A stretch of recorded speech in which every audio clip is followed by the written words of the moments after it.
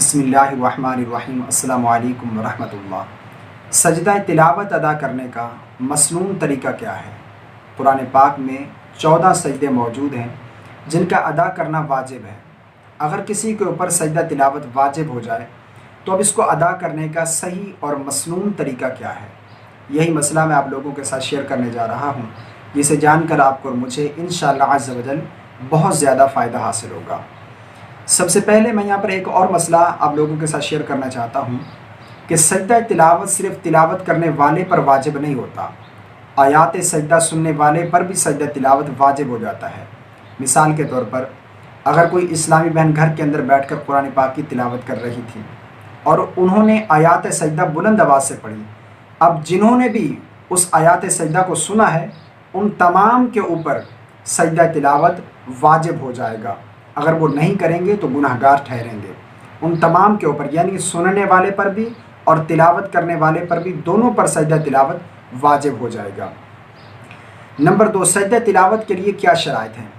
دیکھیں، سجدہ تلاوت کے لیے وہ تمام شرائط ہیں جو نماز کے لیے شرائط ہونا ضروری ہے، یعنی وضو ہونا، طہارت کا ہونا، جگہ کا پاک صاف ہونا اور قبلہ رخ ہونا، نیت کا ہونا اور وقت کا ہونا، یعنی مکروہ وقت میں سجدہ تلاوت کرنا بھی جائز نہیں ہے، وقت بھی مکروہ نہ ہو، تو یہ تمام تر شرائط کا ہونا ضروری ہے سجدہ تلاوت کے لیے۔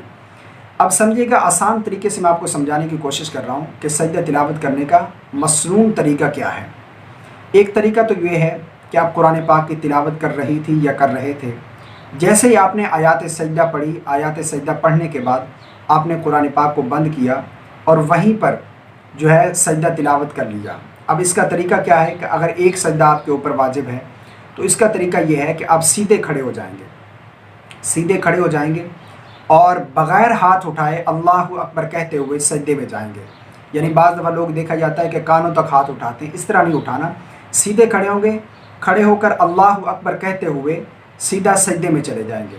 وہاں پر 3 مرتبہ کم سے کم سبحان ربی الاعلی، سبحان ربی الاعلی، سبحان ربی الاعلی 3 مرتبہ کم سے کم، زیادہ پڑھنا چاہیں 5 مرتبہ، 7 مرتبہ، جتنی مرتبہ بھی پڑھنا چاہیں سجدے کی تسبیح پڑھیں گے۔ اس کے بعد پھر اللہ اکبر کہتے ہوئے سیدھے کھڑے ہو جائیں گے۔ یہ ہے مسنون طریقہ سجدہ کرنے کا، سجدہ تلاوت کرنے کا، اگر ایک سجدہ واجب ہے۔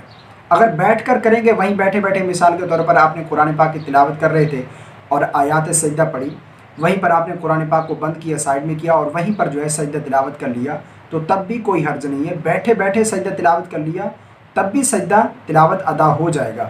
لیکن یہ جو طریقہ ہے، یعنی پہلے بھی قیام کرنا اور بعد میں بھی قیام کرنا، یہ مستحب ہے، افضل ہے۔ اگر اس طرح کریں گے تو زیادہ ثواب پائیں گے۔ یہ مسنون طریقہ ہے اگر ایک سجدہ تلاوت آپ کے اوپر واجب ہے۔ ایک طریقہ تو یہ ہے کہ آپ فوراً کر لیں، اور اس کے لیے یہ بھی ہے کہ اگر فوراً نہ کریں، بعد میں بھی کرنا چاہیں سجدہ تلاوت کو تو کر سکتے ہیں۔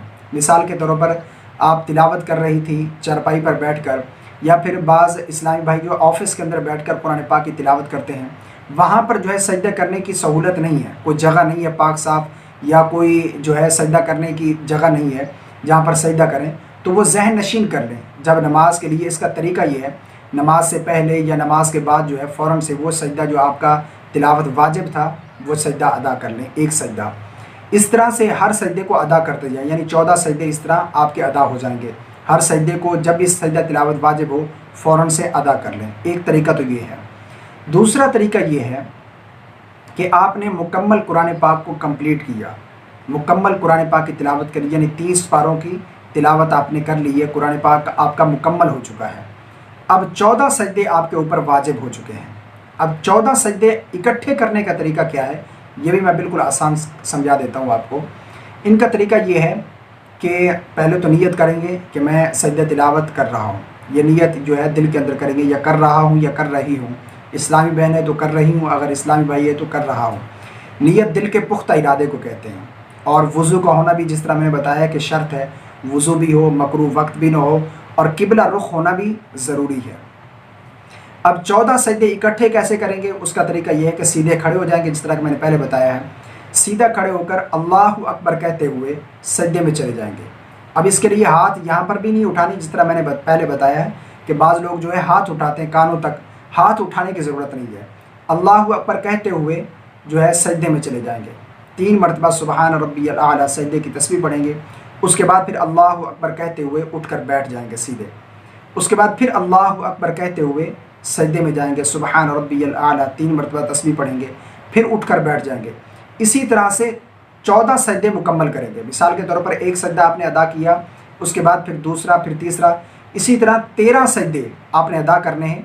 14वां सजदा जब आप अदा करेंगे फिर उठकर बैठेंगे नहीं, फिर उठकर खड़े हो जाएंगे सीधा।